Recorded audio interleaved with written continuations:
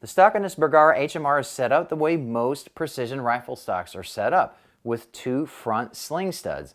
The front one is for mounting a hairstyle bipod. It'll go on there and just live there, occupying the space where you might want to mount your sling.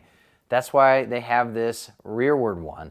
You would mount the sling here, bipod goes there, everything's happy in the world of hairstyle bipods. I'm not in that world, not for my precision rifles. I prefer using an Atlas bipod, which really likes to live on a Picatinny rail.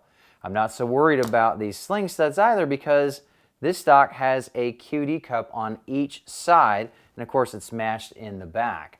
So I'm going to take these studs off and mount in its place this little rail here. It comes from the same company that makes the Atlas bipod, not a surprise there. And it goes right into place. They have two different sizes, and there's actually a slot in the back here to accommodate different spaces between studs. But between the two different sizes that are available, you're going to cover every precision rifle stock that I'm aware of. It's actually a super easy installation, but there is a right way to do it and a wrong way to do it. First thing we need to do is get these studs out of here. They are flat on both sides. You can use an adjustable wrench. I just use an Allen key because these are generally not too tight in there.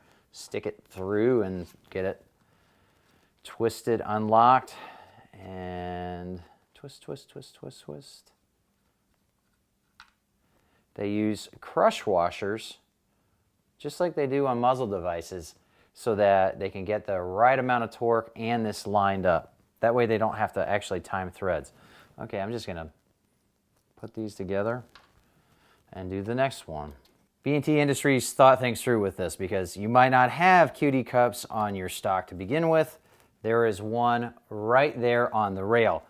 That means you need to mount it this way because you want to be able to mount your sling behind your bipod. You can source the hardware to mount this from a bunch of different sources. I just went straight to B&T Industries.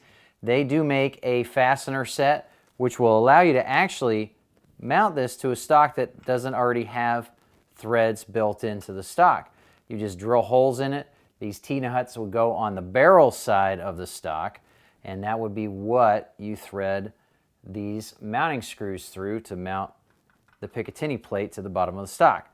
I do not need the T-nuts. I'm just going to use these bolts. I'm going to put some red thread locker on.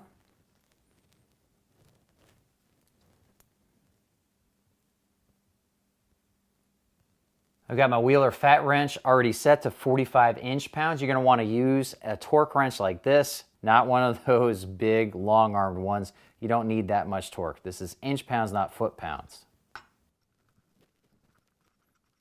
This socket is conical, so it automatically centers the rail front to back as well as side to side at this end. And this slot is beveled slightly on the sides, so that helps to center the rail side to side on the front. Okay. All right, I think we're getting there. I'm going to tighten this once, back off, second time, one more time, 3 times.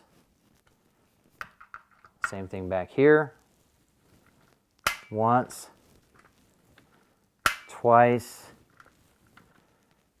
3 times. I do it that way for 2 reasons. One is it helps to pre-stretch the threads in brand new hardware. If the threads stretch after being installed, you're going to lose that great torque setting that you work so hard to get.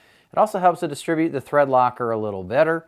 I've got everything set. That's it. That's basically it. We just need to let this cure so that I can mount my Atlas bipod. I always order my Atlas bipods with the ADM mount. It's easy to adjust without tools. You just open it up, press on the lever side that exposes the tensioning nut. I'm just going to turn this 1/8 of a turn, make sure it seats itself in that socket. Put it in place roughly. I don't care where it goes right now, but that's the idea. I'm done.